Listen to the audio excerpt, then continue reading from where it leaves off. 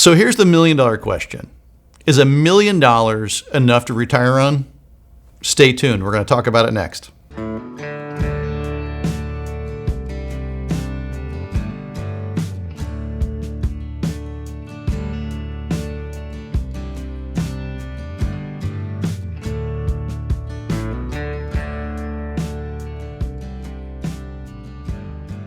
$1 million. That's a big number. I remember growing up as a kid. I was born in the early 70s, grew up through the 80s. $1 million seemed like a ton of money. And it is a ton of money, but it was a lot more of that. Nobody knew millionaires. Now it seems like there's a millionaire on every corner. And it's kind of interesting. Things have changed. $1 million obviously will not buy you today what it would have bought you in 1980. It's a completely different world. So to say, is $1 million enough to retire on? It just depends. It depends on your expenses. And that's the biggest thing about this number that people are fixated on. It used to be, I want to be a millionaire. And now it's, gee whiz, a house is $1 million if you're not careful. Not all houses, but a lot of houses. What I would want to explain to anybody watching is your number is your number. It might take $500,000 for you. It might take $1 million for you. It might take $5 million for you. We work with people all over the spectrum, but everybody's got the same problem. It doesn't matter if it's $1 million or $5 million or $10 million or $30 million. The problem is, this is my situation. This is my life. These are my expenses. These are my taxes. This is inflation. This is the market.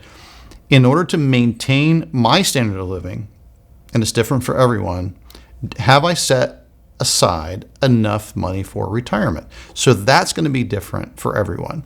What's not different for everyone is the mechanics of how money is managed. And that's why I want to talk about, is $1 million enough for retirement? Well, it depends. It depends on your age. It depends on expenses. It depends on how you're invested. And it depends on how your money's being managed. And that's going to make a big difference over time. So imagine a scenario where you have a portfolio that's averaging 8% per year. 8% is a pretty good number. I think most people would be happy with 8%. And I think moving forward, if somebody told you, listen, here's a portfolio, it's going to average 8% per year, would you be happy with that? I think most people would probably say, yeah, I'd be happy with that. But what if I changed that question a little bit? And I said, what if you could average 8% on your portfolio, but with half the risk of that other portfolio that's averaging 8%? In other words, if there's two portfolios, both of them averaging 8% per year, but one of them's averaging 8% with half the risk of the other one, which one would you choose? Well, I think the answer is pretty simple. You would choose the one that's averaging 8% with half the risk. But the question is, if you're going to be successful in retirement, regardless of how much money you've set aside for retirement and regardless of whether or not it's going to be enough, the efficiency in your return is going to make a big difference moving forward, not just to you, but also to your beneficiaries. So seek out returns.